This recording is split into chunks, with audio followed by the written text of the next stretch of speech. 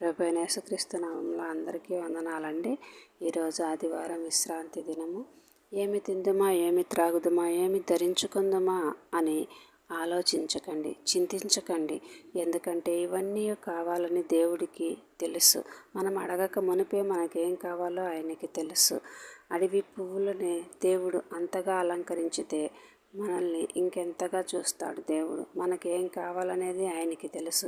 మన చింత యావత్తు దేవుని మీద పెట్టమన్నాడు. సమస్తాన్ని సమకూర్చే ఆయన. కాబట్టి ఎవ్వరు కూడా చింతించొద్దు. దేవుని యందు భయభక్తులు కలిగి ప్రతి ఒక్కరు కూడా 6 రోజులు పనిచేసి 7వ రోజు దేవుని మందిరంలో గడిపేవారిగా ఉండాలి. దేవునితో గడిపేవారిగా ఉండాలి. ఈ లోకంలో ఎంత సంపాదించినా ఇక్కడ విడిచిపెట్టేదే కానీ ఒక్కరోజు దేవుని మందిరంలో గడిపితే 1000 దినాలంత శ్రేష్టము. మనము ఏ విషయంలోనూ చింతించకూడదు.